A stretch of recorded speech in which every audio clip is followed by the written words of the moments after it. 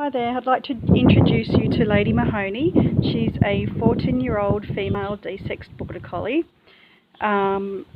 Lady has been a patient of mine for about 2 or so years now. She came into the vet hospital where I was working with a little bit of stiffness, particularly in winter time, finding it a little bit difficult to stand up from a laying position, especially if she'd been asleep in that position for a long time.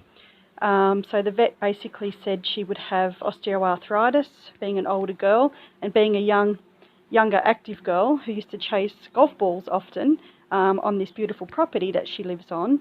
Obviously she has used her body to its limits, and now that she's older, unfortunately she's starting to pay for it. So she did more recently have some radiographs taken which confirmed that she does have elbow osteoarthritis.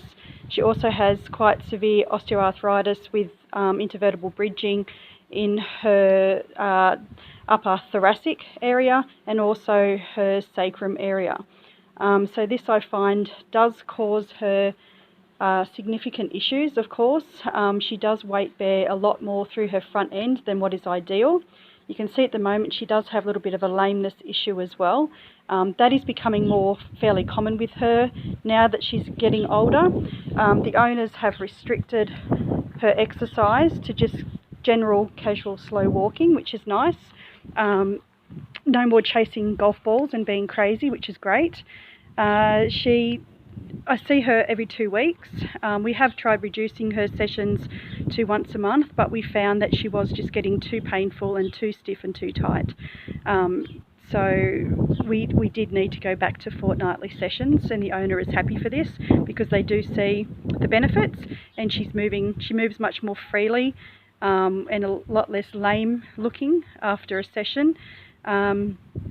So with her osteoarthritis, we know it's a chronic condition, and we know that it is going to continue to develop and get worse in time, being that the fact that she already has intervertebral bridging in certain parts of her spine is quite significant. I did suggest to the owners that they look at maybe chatting with their vet to find out whether starting her on NSAIDs is appropriate and possible, depending on what her blood results show, of course. We do, each fortnight when I visit her, we start with some gentle massaging. She is used to seeing me now, of course, being that it's been a couple of years. So we do start with a Swedish massage, but I probably only do about 8-10 minutes worth because it doesn't take Lady long to relax once we start the session. She obviously knows that it's going to help and she looks forward to it, which is nice. When I palpate her, I initially actually start with palpation to find out where she's most sore on that particular day that I see her. I do find that she often has a lot of crepitus in her left fore carpus joint, her left fore elbow joint, and also her left hind hock joint. So sometimes also a little bit of crepitus in her right fore carpus, but most of her issues are left-sided, and because of this she has actually developed more of a pacing gait, which you may have noticed in the video.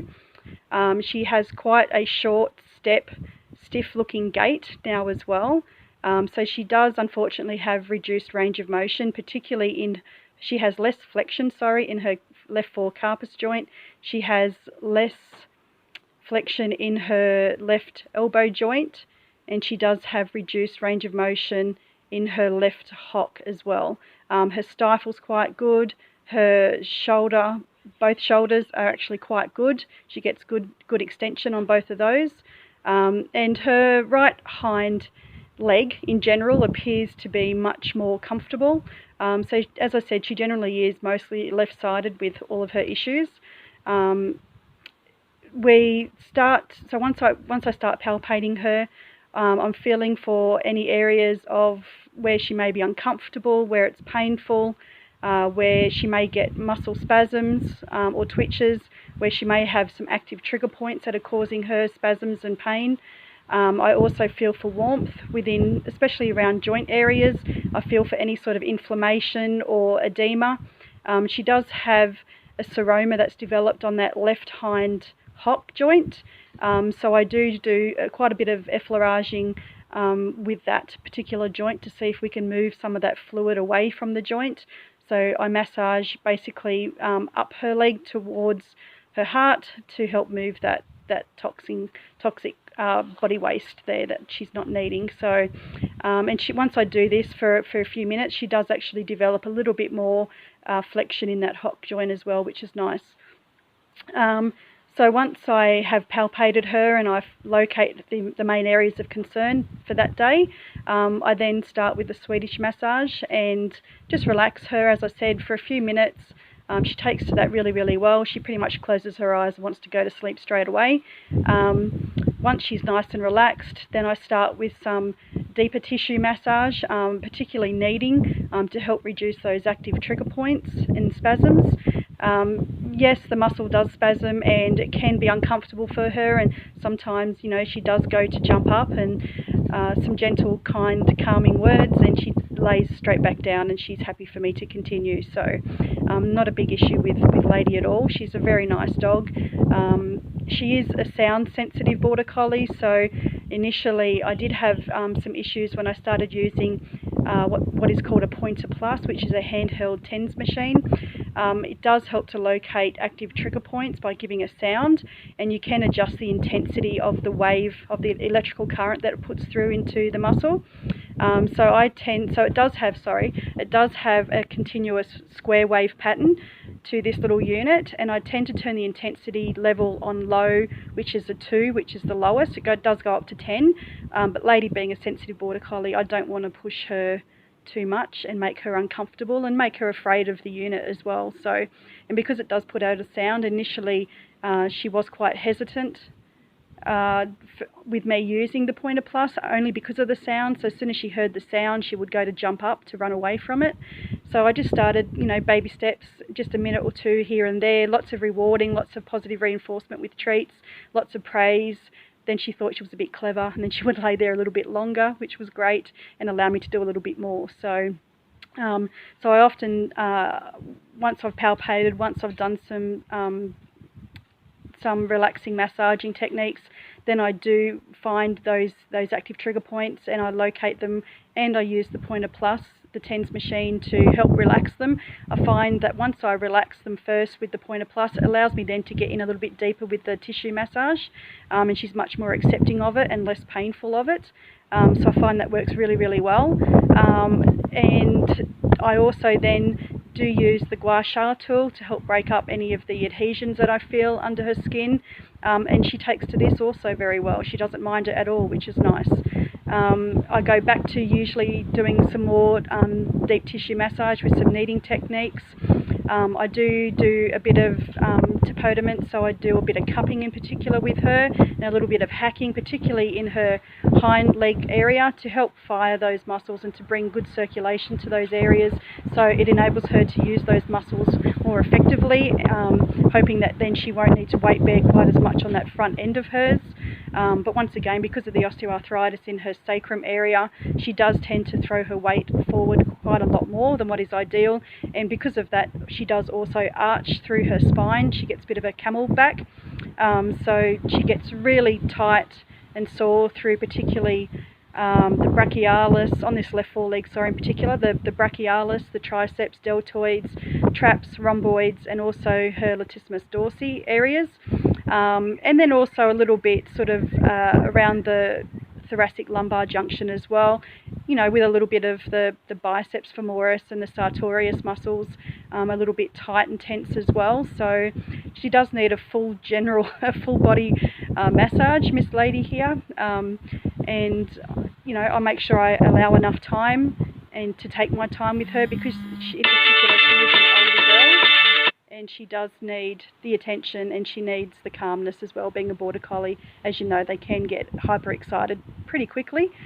She's less likely to these days now that she's getting older, but I find working breed dogs, they do tend to need a lot of you know, they are quite sensitive dogs and they get distracted very easily, so I need to find somewhere nice and quiet and calm, somewhere that's a bit cooler for her as well. So we tend to sit out in the back patio of her home here, where we get a nice cool breeze, and she relaxes really well. So once I've done the massaging, she's much more relaxed.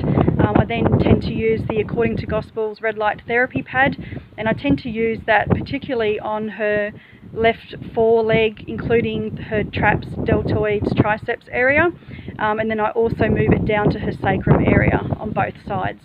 Once I've done that, then I tend to also often use the rock tape kinesiology tape, and I apply that either in a star pattern to help reduce the inflammation in her traps or rhomboids area, particularly that left side, and I sometimes use the tape on her hind end as well. So I sort of run it down her hamstrings, down the front where her sartorius and muscles are and so forth, and just to help to give her a few more extra days of that anti-inflammatory effect that the tape does really well at offering, basically. So once we're done with all of that, then I do some active exercises, such as some stretching exercises with her. So I tend to place her front feet on a little balancing pad, nothing too high. I think it's only about 7 centimetres high, just to help encourage her to put a little bit more weight back through that back end and help take some of the pressure and the weight off her front end. While she's standing in that position nice and squarely, I then, using the treats, encourage her, I use them as a lure to encourage her head upwards and forwards to help give her spine a really nice stretch. And I find that she does this exercise quite well. She's been doing this exercise now for quite a while. I've shown the owners how to do it as well. So she does enjoy her stretches, and I believe that she knows that it does help. She seems to be happy to get into them. So besides what I call the elongating spine stretch, we also then do the nose to tail bends.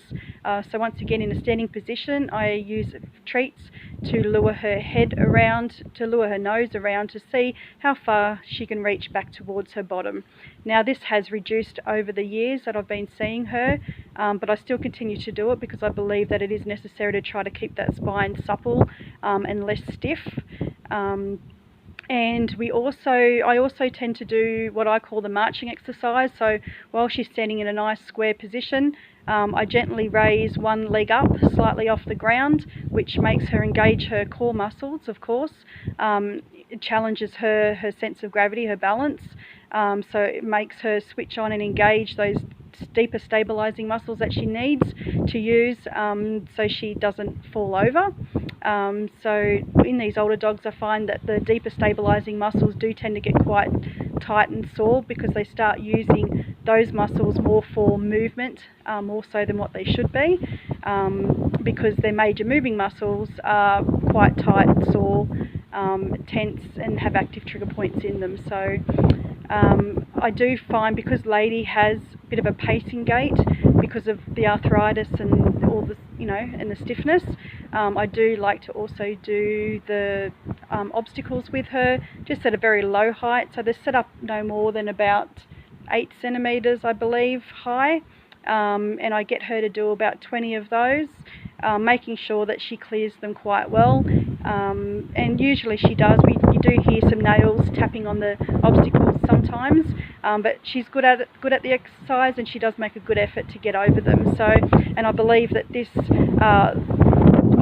obstacle exercise does help with retraining her pacing gait that she does tend to have. She doesn't always have the pacing gait, but particularly when she's more stiff and sore than others, I find that she does have this pacing gait. So for that reason, I like to do the obstacles. So it's basically those main exercises that I also ask the owner to do.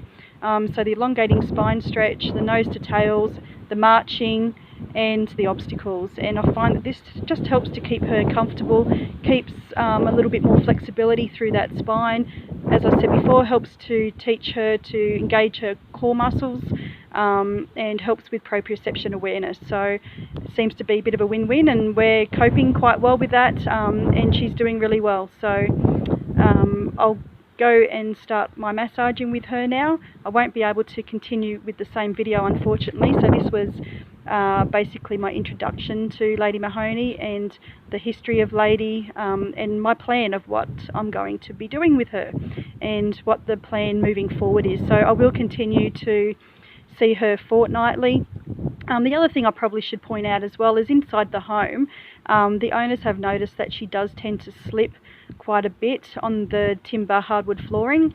So I do trim her nails probably every 6 weeks just to keep them nice and short.